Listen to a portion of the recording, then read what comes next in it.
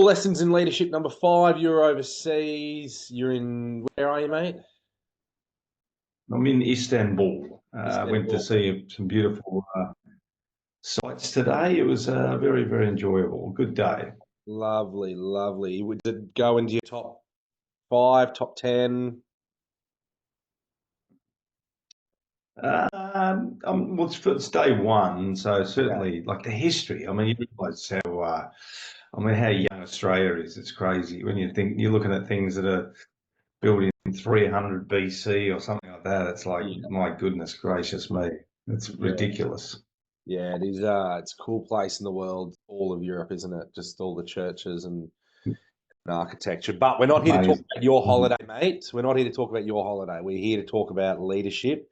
And today's topic is a Yep. big one because we get, since I can remember, people have been asking you this question about work-life balance and around how do you get it, well, what does work-life balance look like? How do you get it right? What does it even mean?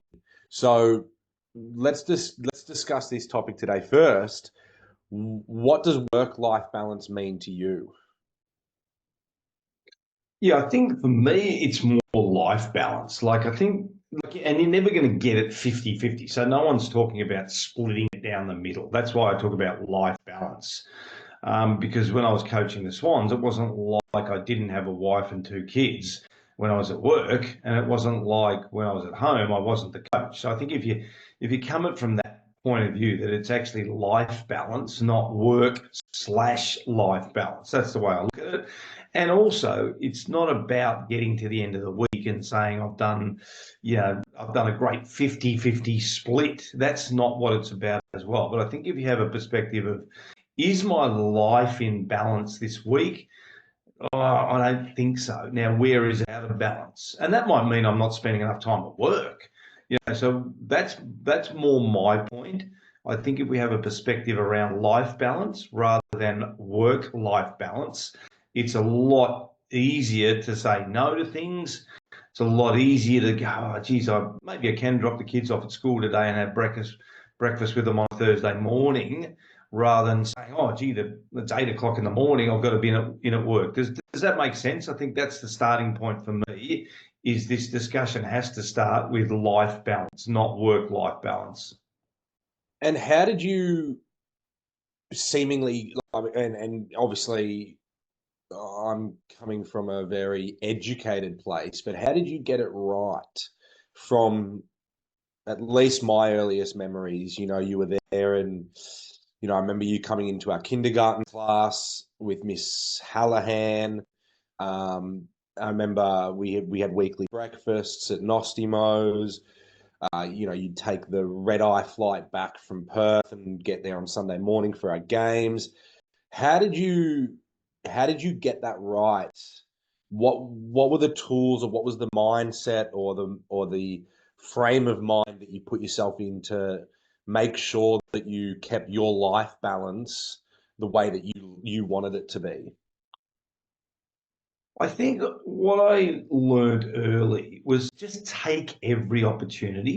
Don't wait for that big holiday, or don't wait for Friday night, if you've got the weekend off, or don't wait for a public holiday. I think that's the mindset I had. We had a discussion, you probably don't remember, you were so young.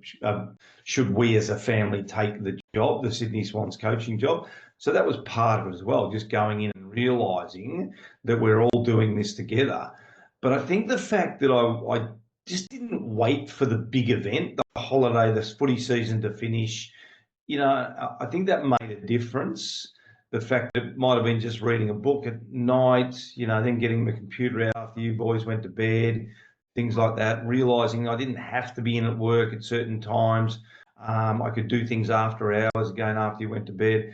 I think that's the mindset that really helped. It's just, don't wait for the big occasions, because the big occasions aren't always going to be there. Birthday or family holiday, or going to Aspen, or heading to Africa, or I mean, they're fantastic. They're great. But I mean, it really hit home when we did that function together. And you said the thing that you remembered most was me getting on the plane and coming back to coach and watch you play footy. So that was sort of my mindset mindset. When I could be there, I would, and when I wasn't there, I had to do my job. Was it uh, was it a very good understanding of your values around family being so important to you, or around that time being important, and then, as you said, consciously making that decision to go, okay, I'm not going to wait 6 months for the season to be over. I'm going to do these little things now. But did it start with living your values? Is it an extension of the culture stuff, the leadership stuff that you talk about and lived and breathed? Was it just an extension of that, saying, well, family's number one priority for me, so I'm going to make extra time?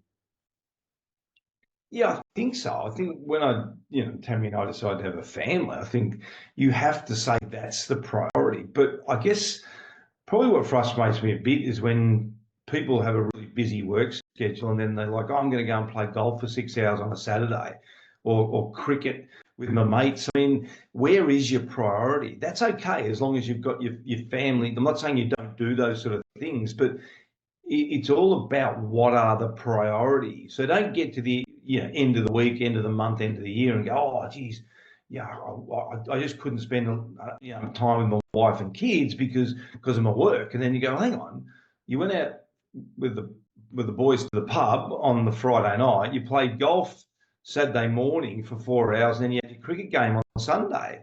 Well, what do you mean you couldn't spend time with your family? You chose not to spend time with your family. That's what you chose to do. And I think that's the key. Where do you want to choose your time when you're really busy?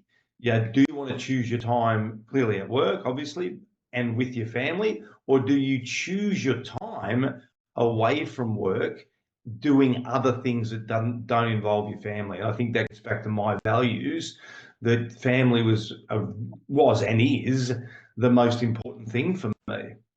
Yeah.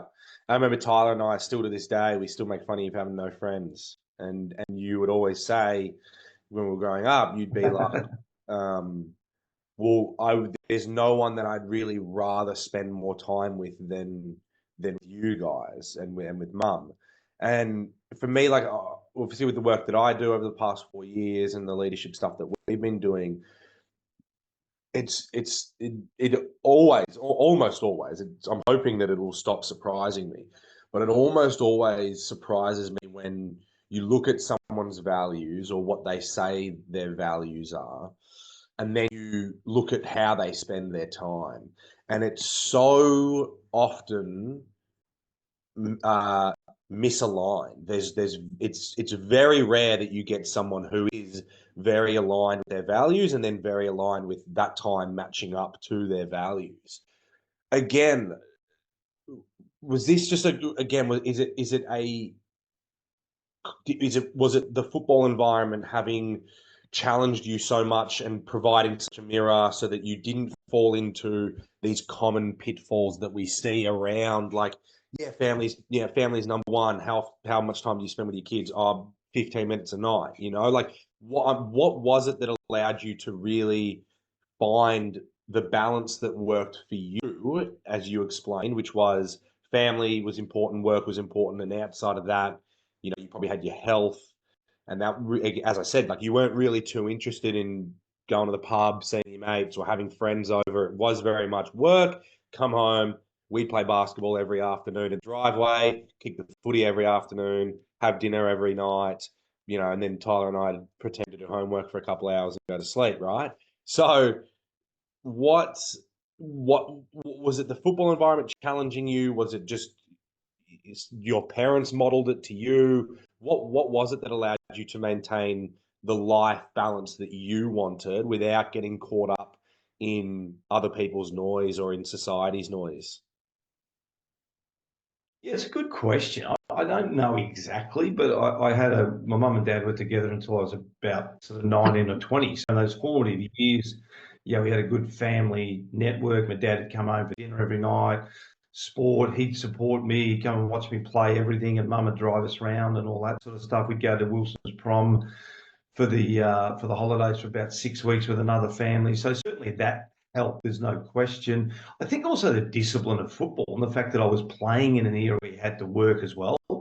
So like we were really time poor. I think that taught me that, if you're training, in the morning pre-season, in the afternoon, and then, once the season starts, you're training Monday, Tuesday, Wednesday, Thursday, and you're working all day, and then you're playing Saturday at 2:10. You've got to be really disciplined with your time. You can't be flippant with your time. And maybe that's probably the combination. As you asked the question, I'm sort of thinking about the answer. That's probably the combination. Up until I sort of left home, I had a pretty stable family environment, and then the discipline of working and playing football meant that you had to be really disciplined where you spent your time.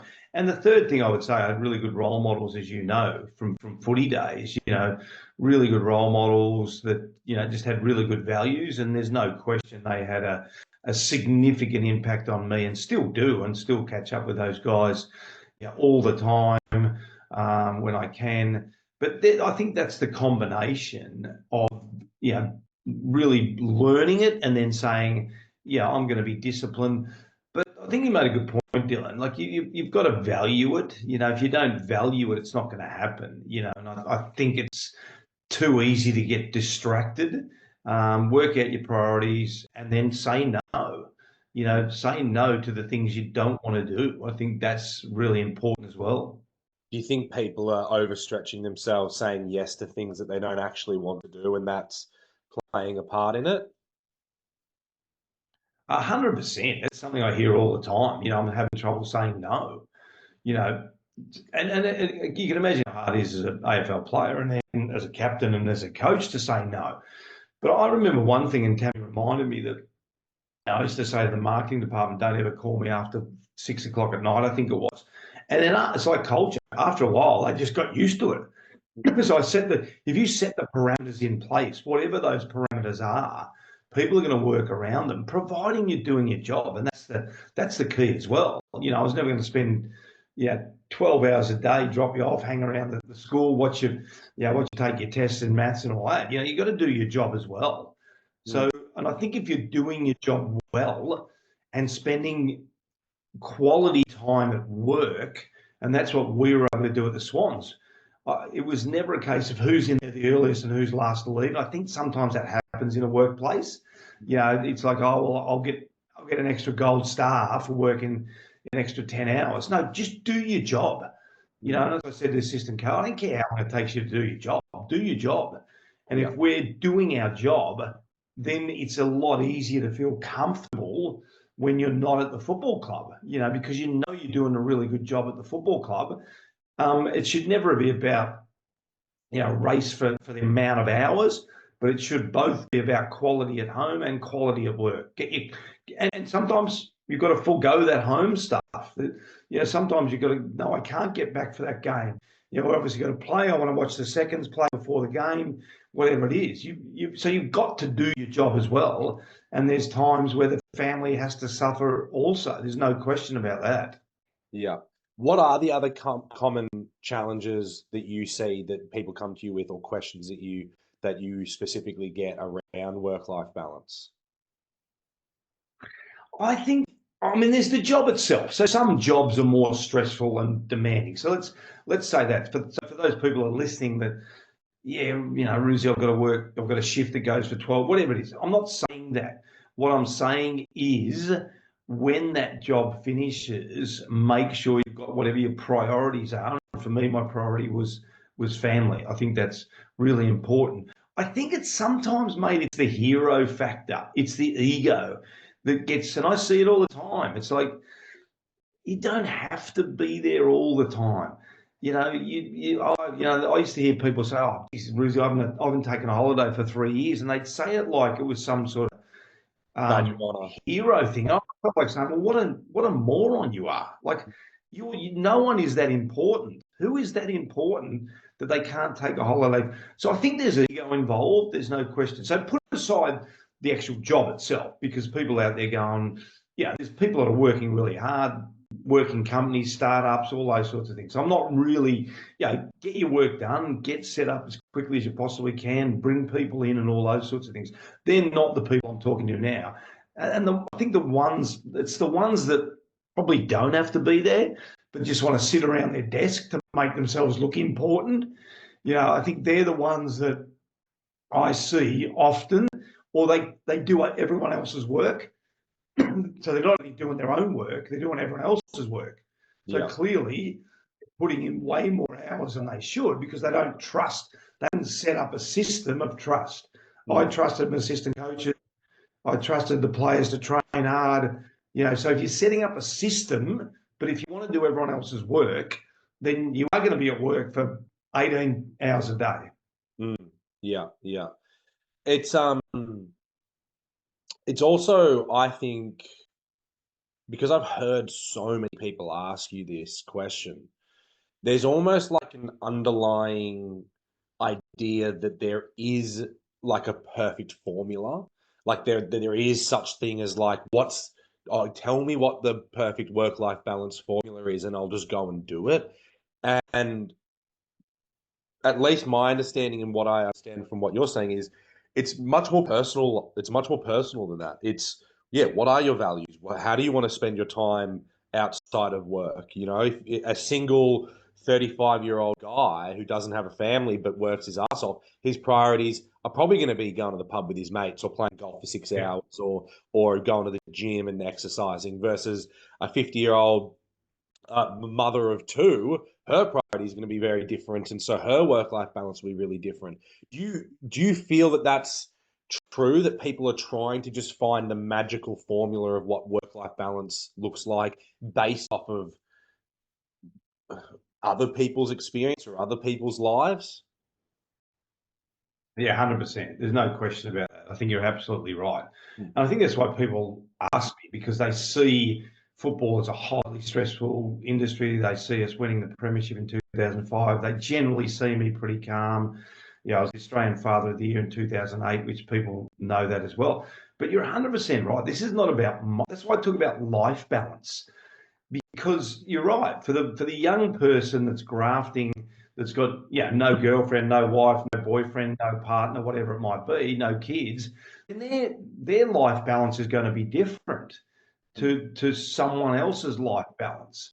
What is your situation, and what are some of the techniques that everyone can use? And I just think the first one is don't call it work-life balance, just call it life balance.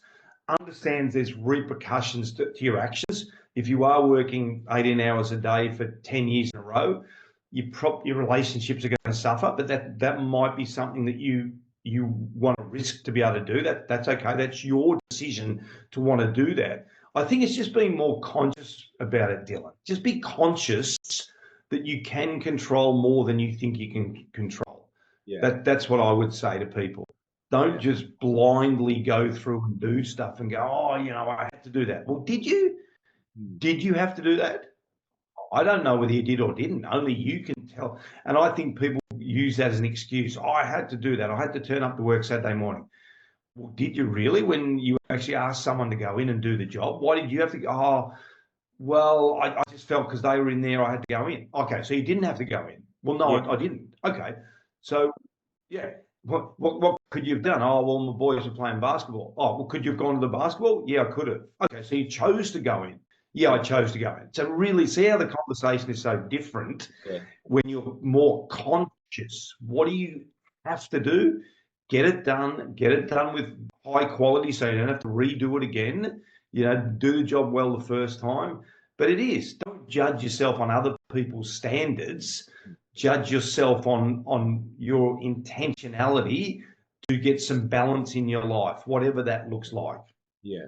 And I'll finish up on two things, and then we'll finish up. Is one thing one thing that we haven't touched on, but I think goes nicely with what you just said, is seasons as well. Like sometimes there are seasons of heavy work, or seasons Yeah, of when you go away on a holiday with family. There's 2 weeks where it's all family time, right? Or so I feel like there are also seasons where if you communicate, and Mark Bouris spoke about this too, about communicating with your friends and family or the people around you. Hey, yeah, entering into a work season right now, like the next 12 months. I'm going to be pretty focused yeah, on work. So my family time or my friend time will be diminished a little bit.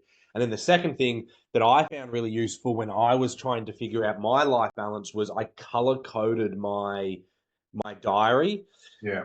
And so, and I tracked everything that I did. So literally I would track like I'd do it like emails, I popped that, like I did emails for 30 minutes, but I did client calls here and I color coded work. I think it was work, health, and then like leisure slash family time. So I had three colors. And then because the colors are there, you can actually see, okay, this is what my week looks like. Okay, I'm spending way too much time in my leisure, in leisure. I'm spending way too much time at the gym. How can I cut back my gym time? I'm spending way too much time at work. It was a really simple way to see was color coding it so I could get a visual of like, oh, okay, I'm spending 90% of my time just in the office right now. I probably don't need to be spending that much time. Um, but awesome. Guys, let us know your questions about work-life balance if we didn't cover anything on today's episode, or if you have any specific questions for Paul. As always, guys, it's great to jump on here, provide this value for you. If you haven't booked your one-on-one call in with me, please do so. You'll find the link in the pinned post. And then for those that are sitting on the fence around the Leadership Academy, the paid group that we have, we've got some really great content in there. Click the link just on the sidebar. It should be on the right, but click the link on the right to check that out, watch the video. And if you've got any questions, just feel free to shoot Paul or myself a message. But thank you, Paul. Enjoy the rest of your holiday, mate. Thanks, mate. Good work. Thank you.